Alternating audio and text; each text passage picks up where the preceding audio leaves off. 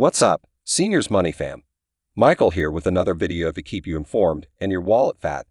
If you're new to the channel, welcome. We're all about helping retirees and older adults maximize their income and get every penny the government owes them.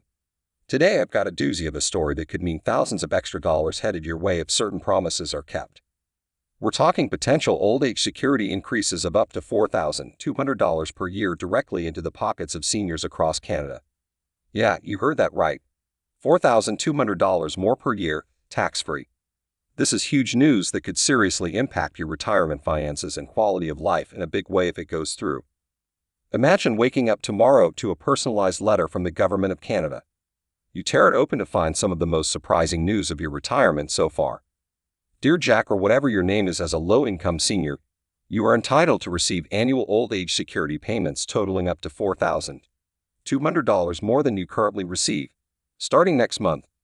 Suddenly, all those worries about making ends meet, paying bills, and running out of savings start fading away. An extra $350 per month, just like that. It may sound too good to be true, but that's exactly what Prime Minister Justin Trudeau is proposing as part of major changes to OAS payments if re-elected. Now I know what some of you are thinking. Politicians and their empty promises. Am I right? That's why I'm going to break this whole thing down so you know exactly what's being put on the table. By the end, you'll be able to separate fact from fiction and decide if this OAS increase is really in the cards. First, we'll look at precisely what Trudeau said about increasing OAS payments and the timeline he gave. Then we'll dive into who actually qualifies for these potential increases and how the low-income thresholds work. Finally, I'll give you my honest assessment of whether I think the Liberals can pull this off if re-elected, or if it's just more political hot air meant to sway voters. So take a sip of your favorite beverage, get comfy, and let's break down one of the biggest Canadian retirement finance stories of the year. What did Trudeau actually promise? First things first. What exactly did Prime Minister Justin Trudeau and the Liberal Party put on the table when it comes to increasing old age security payments for low-income seniors? Well, in his own words, here's the crux of the proposal Trudeau made. For too many seniors, the rising costs of living, housing, and healthcare are making it harder to make ends meet in their retirement years.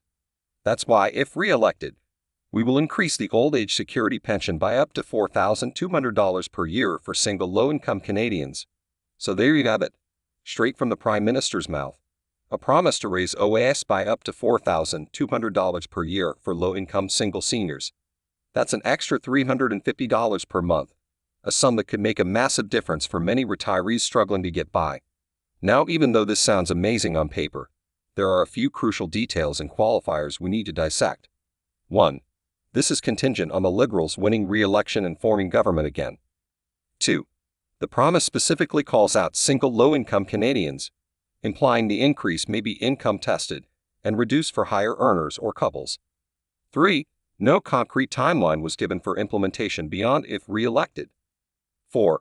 The upper limit of the increase is $4,200, not a flat rate increase of that amount across the board. So in essence, while $4,200 is the highest possible OAS top-up being dangled, the actual amount would likely vary based on your specific income and living situation as a senior. That's a fair bit to unpack, and definitely gives Trudeau's team some wiggle room in terms of executing and fine-tuning the promise if they do get re-elected and decide to follow through. Speaking of following through, we've certainly seen our fair share of politicians making lofty promises during campaigns, only to backtrack or scale back once in office and reality sets in. Whether this OAS increase avoids that fate remains to be seen. But for argument's sake, let's dig deeper into who could actually qualify so you have a better idea if you'd be among the seniors poised to receive some extra income each month. Who actually qualifies for the OAS increase?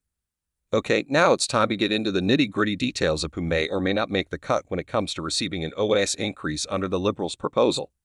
As Trudeau specifically mentioned, this potential top-up to old age security payments is being aimed at single low-income Canadians.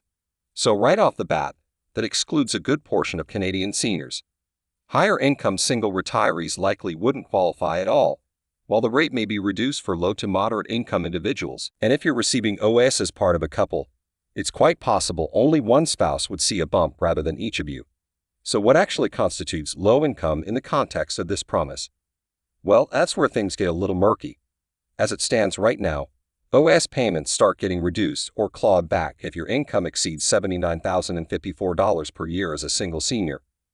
Once you surpass $128,149 of income annually, you no longer receive any OAS at all.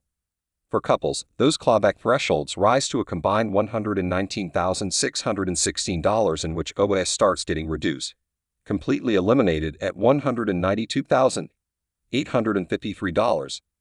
Now the Liberals haven't specified if they'll be using those existing OAS clawback levels to determine eligibility for the increase, or if they'll introduce a brand new set of low-income thresholds just for the purposes of this program.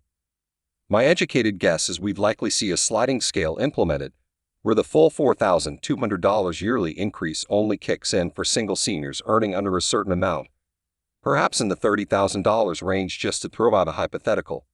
And as you climb above that level, the increase would start getting trimmed until eventually phasing out completely at the existing higher OAS clawback levels we just covered. So single seniors in the lowest income brackets would get the maximum amount, say $4,200 for argument's sake if their income is under $30,000. Then as you make your way up to $40,000, you'd only get a portion of that, say 75% or $3,150. $50,000 could be a 50% increase of $2,100. And so on and so forth until you're making too much and the increase gets eliminated entirely at the highest existing OAS clawback threshold. That's just my best guess based on similar low-income benefit programs, but of course none of those specifics have been revealed by the Liberals yet. But regardless of the exact eligibility criteria, if this promise does come to fruition, I think we'd all agree that giving lower income and poverty line seniors up to an extra $4,200 per year could be absolutely life-changing.